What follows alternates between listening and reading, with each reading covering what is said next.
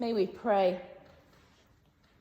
Holy God, open our eyes to see what you would have us see. Open our ears to hear what you would have us hear. And open our hearts to love those who you would have us love.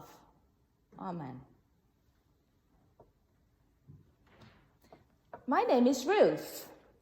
I have been following Jesus since the beginning.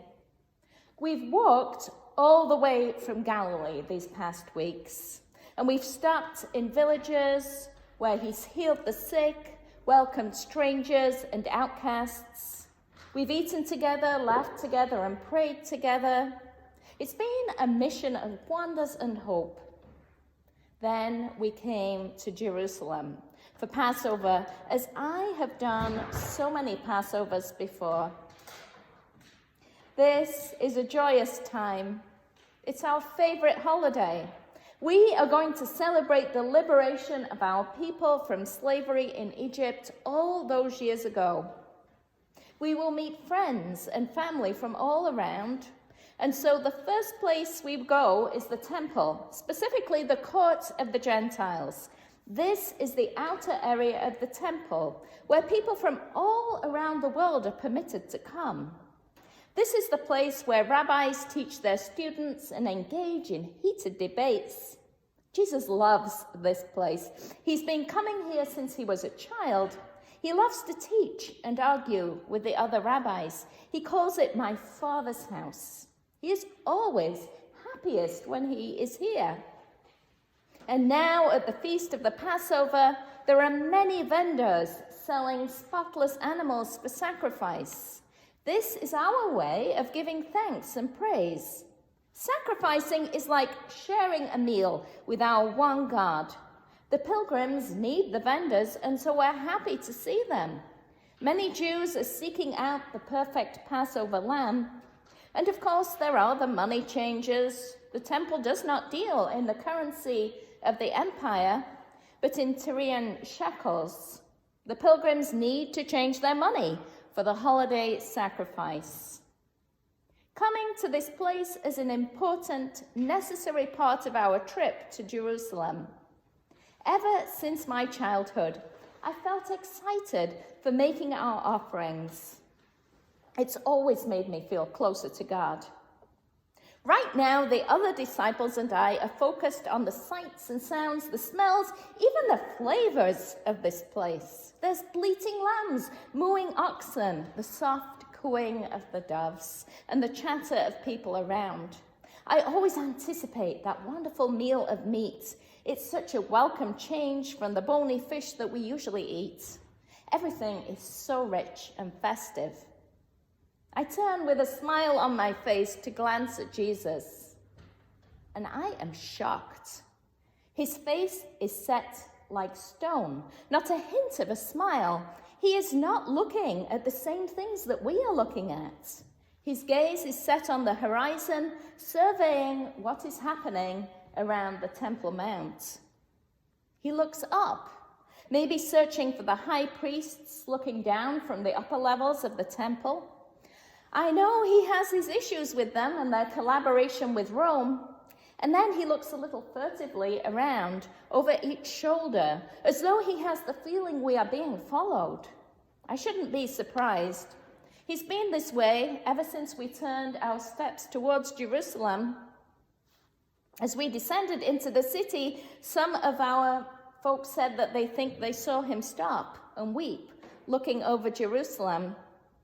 He began with talk about dying soon while we were along the route, and he said strange things about the Son of Man, suffering many things, being put to death, and on the third day rising again. This should be a joyous time, and yet there is such a heaviness about him. Then suddenly he breaks, like a thunderstorm that's been brewing for hours. He begins to turn over the vendors' tables, creating such a commotion. He looks really angry, but what is he angry about? And I hear him say, "Is it not written, my house shall be called a house for all nations, but you have made it a den of robbers." As Jesus overturns a couple of tables and seats of vendors, we might wonder, what has prompted this outburst? Is he truly angry at these folk who are here to support the Passover festival? Remember that Jesus' parents, Mary and Joseph, bought a pair of doves as a sacrifice when they brought him to the temple as an infant. And as Ruth told us, Jesus is in his element in the temple, especially in the noisy court of the Gentiles, which is truly a house of prayer for all the nations. But Jesus keeps his gaze set on the big picture, on what is actually going on in the temple and in the city. And in this moment, he is willing to risk anger to demonstrate how God views this situation. Jesus knows his prophets. He knows his scriptures. He quotes the prophet Jeremiah when he says that the temple has become a den of robbers. A den for a robber is a hideout. Robbers don't rob people in their dens. They take refuge in the hideout and store their treasures. Jesus is not criticizing the vendors themselves. There is no evidence that they are cheating people. Their presence in the court of the Gentiles is to be expected. No, Jesus is critiquing something larger. He is critiquing complacent religiosity. The prophet Jeremiah had been given a word from God to challenge the people of his day who claimed to find their safety and sanctuary in the temple. Meanwhile, they ignored the needs of the orphans, the widows, and the poor among them. Jeremiah challenged the temple-worshipping people of his time, and Jesus does the same. Taking refuge in our houses of worship while failing to respond to the poor of the community is a message for us all. In our time, we work hard to create a safe place for the elderly, for children and families to come and worship in our churches.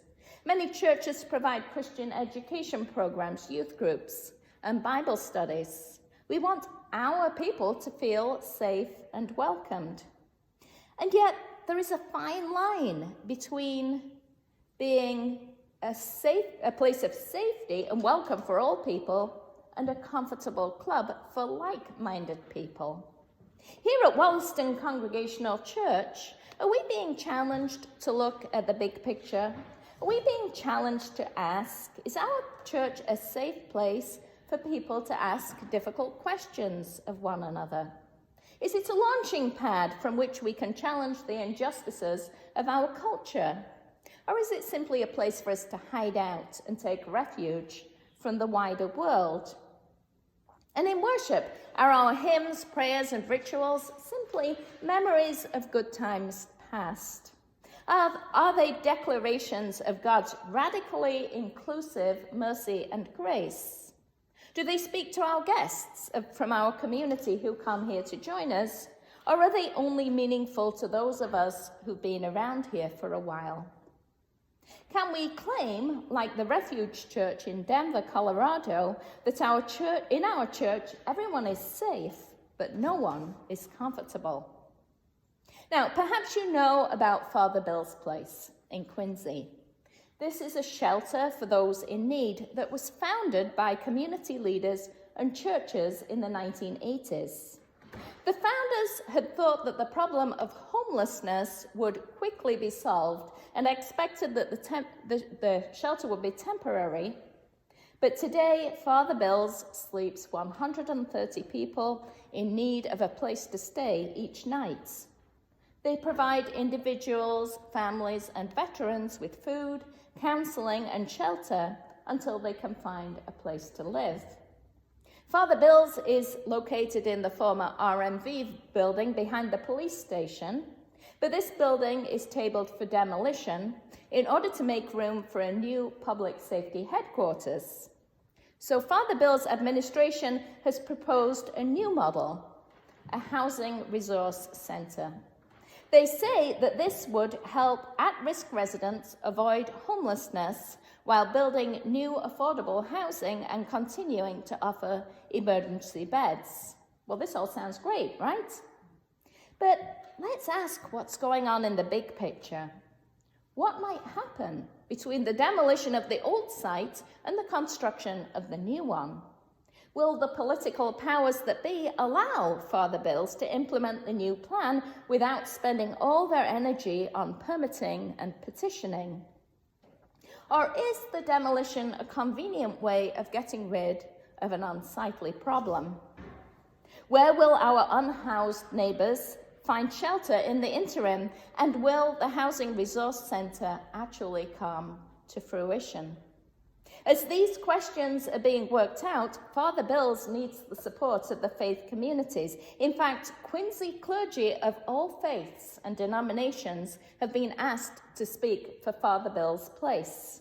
And I am proud to say that 37 faith leaders of Quincy signed a letter addressed to our mayor, our city councillors and state representatives, expressing support for Father Bills in this transition. Soon, we will probably be asked to send letters in support from the congregations too. This is one way we can keep our eye on the big picture, even risking anger if it is necessary. For now, let's return to Ruth, our eyewitness of the disruption in the temple. Our visit to Jerusalem that year was very different from the visits we had made before. I know that now, me and the other disciples, we didn't want to look at the big picture.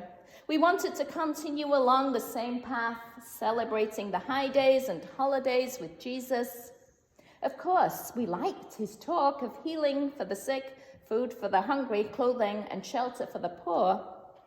We just didn't like the disruption it would take to bring it about. We wanted things to be the same. We didn't want to ruin the feel-good holiday by risking anger. We didn't want to see the things that Jesus saw.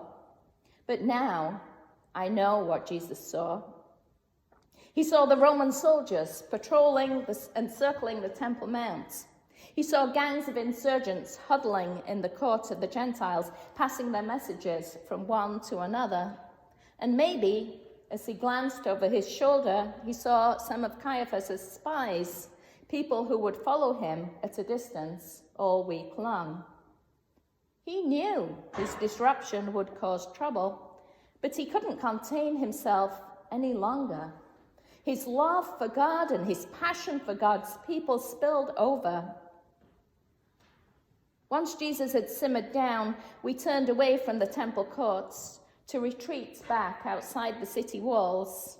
I was beginning to get a feeling about this week in Jerusalem. I realized that the previous day's parade and this day's disruption would seem insignificant in light of what was coming. May all God's people say, Amen.